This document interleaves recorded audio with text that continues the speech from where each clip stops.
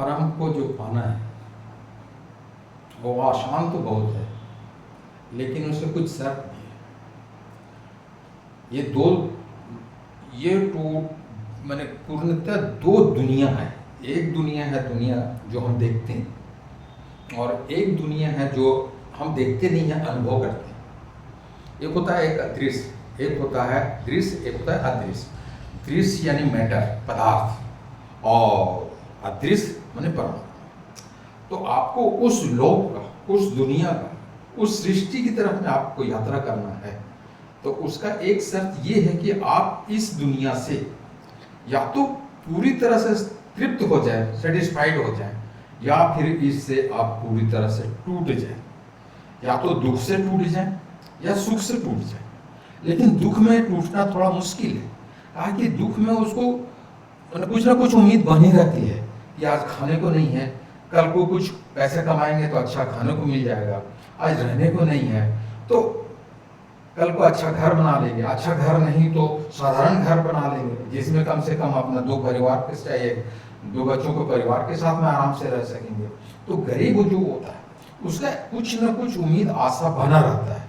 तो उस आशा जो है उसको दुनिया की तरफ में जाने में कहीं ना कहीं रुकावट है। लेकिन जो व्यक्ति सफल हो जाता है, हर तरह से सफल है, हर तरह से सफल है, तब उसको जो है सो लगता है कि अभी भी कहीं पर हमको सेटिस्फेक्शन नहीं है, सफल है लेकिन सुफल नहीं है। तब उसकी यात्रा उधर में उस और शुरू हो जाती है। मैं कहीं पढ़ रहा था, एक पीडी ऑस्पेंस्की का नाम आया है, वो उसको जॉर्ज गुरजेफ के संदर्भ में। जॉर्ज गुरजेफ ग्रीक संत थे, कॉकेसस के। उनकी माँ, उनके पिता ग्रीक थे और माँ आर्मेनियन थी। उनका एक शिष्य है, उसका नाम है पीडी ऑस्पेंस्की। इसको मैंने ओशो को पढ़ते हुए, ओशो को सुनते हुए सुना है, तब मैंने जाना है। और वो जो संत है जॉर्ज गुरजेफ, उसको कम लोग जानते हैं, लेकिन पीडी ऑस्पेंस्की जो है वो दुनिया में प्रसिद्ध हो रहा है। उसकी जॉर्ज गुरजेफ से बहुत ज्यादा उसकी प्रसिद्धि है, लोग उसको जानते हैं, हर तरह से सफल है। उसने एक किताब लिखी है, टर्सियम ऑर्गेनम। टर्सियम ऑर्गेनम का मतलब होता है ज्ञान का तीसरा सिद्धांत, और इस किताब ने उसको पूरी दुनिया में प्रसिद्ध कर दिया है। और वो गया है जॉर्ज गुरजेफ के पास में कि मुझे कुछ सिखाइए रहस्य दुनिया के बारे में।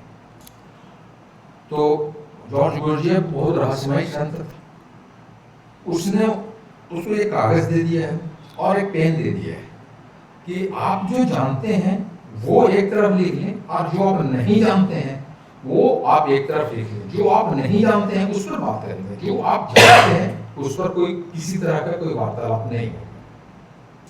और वो उसको एक कागज और कलम दे करके एक टेबल में बैठा देते हैं, बगल का रूम में भेज देते हैं। और जॉर्ज गुरजेफ सोचता है क्या मैं जानता हूं। जानना एक होता है सिद्धांत से जानना, थ्योरी से जानना।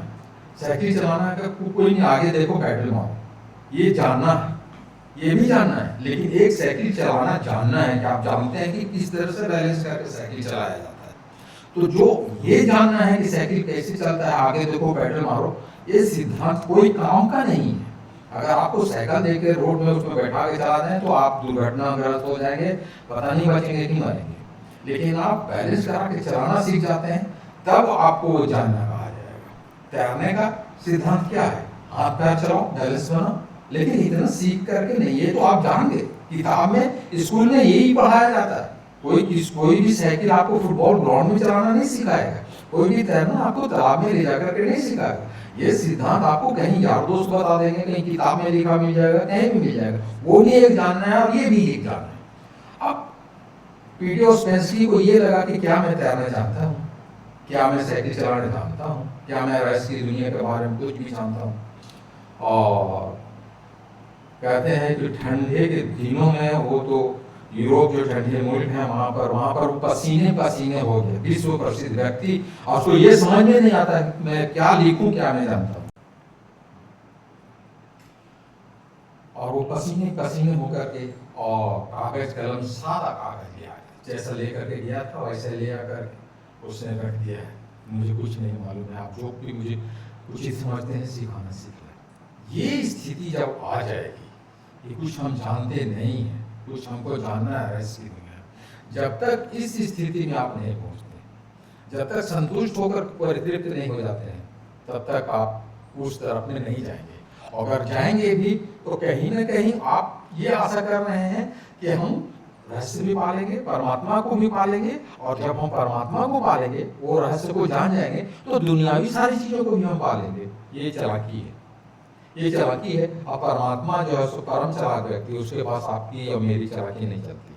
आपको ईमानदारी दिखलाना होगा।